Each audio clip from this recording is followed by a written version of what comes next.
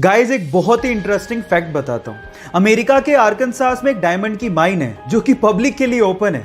मतलब ये कि वहां पे कोई भी जा सकता है, डायमंड को ढूंढने की कोशिश कर सकता है और अगर डायमंड मिल गया तो वो डायमंड उसका। इस माइन का नाम है crater of diamond state park, जो कि 911 एकड़ में फैला हुआ है। सुबह 8 बजे खुलता है, लेकिन उसके लिए एक टिकट लगती है लगभग $8 की, यानी कि 570 रुपए के करीब। और वहां पर आपको डायमंड कैसे खोजा जाता है वो भी सिखाया जाता है। यह अकेली इकलौती ऐसी माइन है जो कि पब्लिक के लिए ओपन है।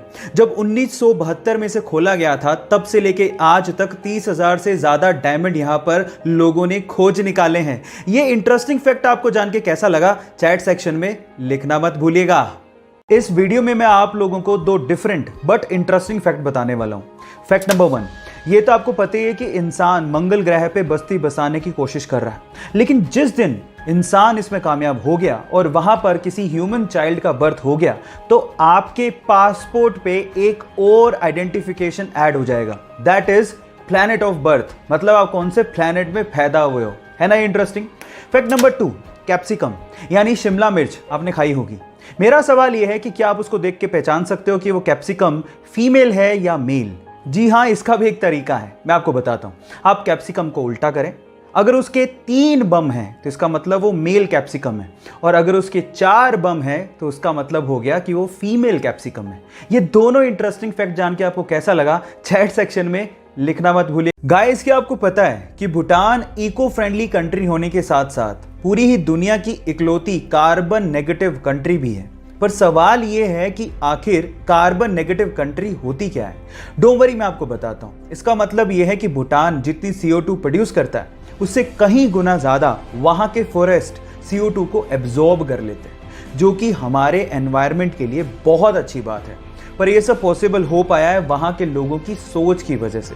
जैसे कि सन 2016 में भूटान की महारानी ने एक राजकुमार को जन्म दिया, और बजाय बड़ी सी पार्टी देने के वहां के राज परिवार ने 1,08,000 ट्रीज को भूटान में प्लांट किया। कितनी अच्छी सोच है ये। आपका इसके बारे में क्या विचार है, चैट सेक्शन में लिखना मत भूलिएगा। आप लोगों ने अपनी साइंस की किताबों में एटम के बारे में ये तो पढ़ा होगा कि एटम के 3 बेसिक पार्टिकल्स होते हैं, इलेक्ट्रॉन, प्रोटॉन और न्यूट्रॉन। लेकिन इंटरेस्टिंग स्टोरी है इनकी डिस्कवरीज को लेके। इलेक्ट्रॉन की डिस्कवरी सन 1897 में सर जे थॉमसन ने अपने कैथोड रे ट्यूब एक्सपेरिमेंट से की थी। उसके ठीक 12 साल बाद उन्हीं के स्टूडेंट रदरफोर्ड ने गोल्ड फॉइल एक्सपेरिमेंट से प्रोटॉन को न्यूक्लियाई में डिस्कवर किया था। और फिर उसके बाद सन 1932 में रदरफोर्ड के स्टूडेंट जेम्स चैडविक ने न्यूट्रॉन को डिस्कवर किया था। मतलब ये तीनों एक दूसरे के स्टूडेंट थे, और मजे की बात ये थी कि इन तीनों को अपनी डिस्कवरीज के लिए नोबेल प्राइज भी दिया गया था। क्या ये फैक्ट आपको पहले से पता था? और अगर नहीं पता था तो चैट सेक्शन में लिखना मत भूलिएगा। इंडिया में ये तो आपने देखा होगा कि जब भी कोई स्पीड लिमिट को क्रॉस करता है और जब ट्रैफिक पुलिस उसका चालान काटती है, तो उसे वही प्राइस पे करना होता है जो सबके लिए तय है, चाहे वो बंदा अमीर हो चाहे गरीब। लेकिन फिनलैंड में ऐसा नहीं होता। फिनलैंड में ट्रैफिक पुलिस बंदे की इनकम के हिसाब से चालान काटती है। मतलब अगर आप 20,000 महीने के कमाते हो तो आपको 200 रुपये चालान देना है। अगर आप 2 लाख कमाते हो तो 2,000, 20 लाख कमाते हो तो 20,000। कभी कभार वहां के करोड़पति अरबपतियों को 1 करोड़ रुपए का चालान भी देना पड़ गया है।